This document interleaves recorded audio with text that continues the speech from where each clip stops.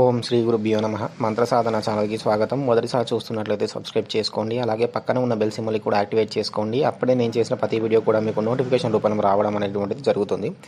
ఈ వీడియోలో నేను మీకు ఒక తంత్రాన్ని చెప్పబోతున్నాను. ఆ తంత్రం చాలా శక్తివంతమైనటువంటిది.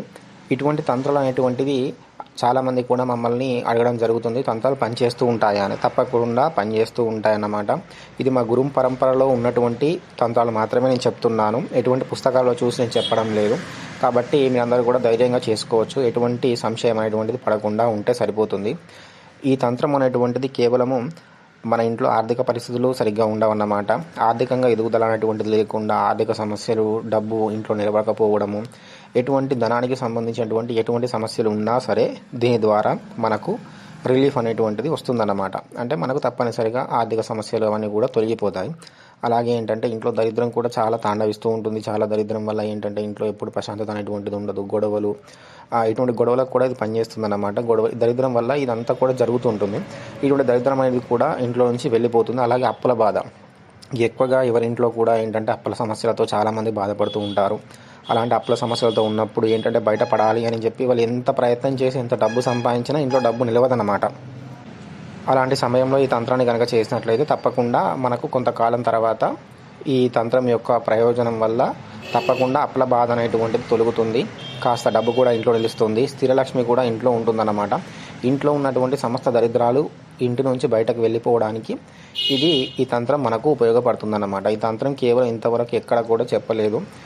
ఈ ప్రతి తంత్రాలు కూడా కొన్ని తంత్రాల నుంచి చెప్పడం ద్వారా ఏంటంటే ఇటువంటి తంత్రాలను కొంతమంది కాపీ చేసుకొని వేరే వారి యూట్యూబ్ ఛానళ్ళల్లో చెప్పుకుంటున్నారు. అలా చెప్పుకున్నట్టయితే తప్పనిసరిగా ఇది పనిచేయదు.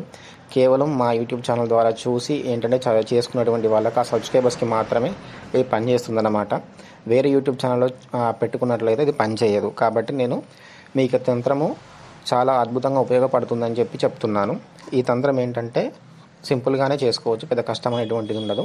ఇంటి ముఖ్య ద్వారం ఏదైతే ఉంటుందో ఆ ముఖ్య ద్వారం వద్ద ఆవాల నూనె శనివారం రోజు ఏ సమయమైనా పర్వాలేదు, ఉదయం నుంచి అర్ధరాత్రి సమయం వరకైనా సరే మనం శనివారం రోజు చేసుకోవాలన్నమాట. శనివారం రోజు ఉదయాన లేదా సాయంత్రం ఈ సమయాన్ని బట్టి ఒక దీపపు కుంది తీసుకొని అందులో ఆవాల నూనె పోయాలి. కేవలం ఆవాల నూనె మాత్రమే వాడాలి, వేరే నూనె పనిచేయదన్నమాట.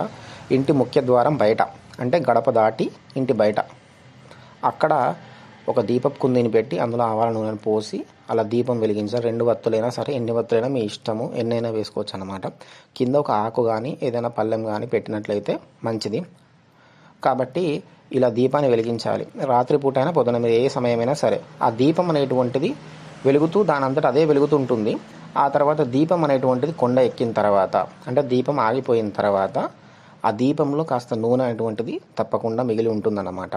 అంటే ఈ దీపంలో ఉన్నటువంటి నూనె ఎందుకు ఇంటి బయట పెట్టినటువంటి దాంట్లో ఆ దీపంలో ఉన్నటువంటి నూనె ఉంటుందంటే ఆ సమస్త దరిద్రాలు అనేటువంటివి మన ఇంట్లో ఉన్నటువంటి ఆర్థిక పరిస్థితులు, కాస్త దరిద్రాలు ఇటువంటివన్నీ కూడా నూనెలోకి వస్తాయన్నమాట. ఆ మిగిలిపోయిన నూనెను మనం అదే రోజు కానీ లేదా మరునాడు కానీ తీసుకెళ్ళి రావి చెట్టు వద్ద, అంటే రావి చెట్టు మొదట్లో పోసి రావాలన్నమాట. ఇలా శనివారం రోజు మొదలుపెట్టి ఏ సమయమైనా సరే చేసుకోవాలి.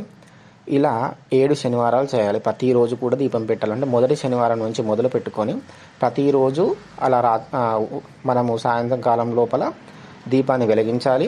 ఆవాల నూనెతో, కేవలం ఆవాల నూనె మాత్రం పనిచేస్తుంది. అలా దీపాన్ని వెలిగించిన తర్వాత ఆ మిగిలిపోయిన నూనెను తీసుకెళ్ళి రావి చెట్టు వద్ద పోసి రావాలి. ఇలా 2-3 రోజులు, ఒక వారం రోజుల నూనెను కూడా ఒక దగ్గర పోగు చేసి శనివారం రోజు కూడా వెళ్ళి పోసుకొని రావచ్చు అన్నమాట రావి చెట్టు వద్ద. ఇలా చేసినట్లయితే ఇంట్లో ఉన్నటువంటి శని బాధలు కానీ, ఎటువంటి దరిద్రాలు కానీ, ఇంట్లో గొడవలు అవ్వడం కానీ, ఇంట్లో ఆర్థిక సిచ్యువేషన్స్ అన్నీ కూడా సర్దుమణిగి పూర్తిగా ఇంట్లో ఉన్నటువంటి దరిద్రం అనేటువంటిది ఇంట్లో నుంచి బయటకు వెళ్ళిపోవడానికి అవకాశం ఉంటుంది. కానీ 7 శనివారాలు నిరంతరం కూడా వెలిగించాలి.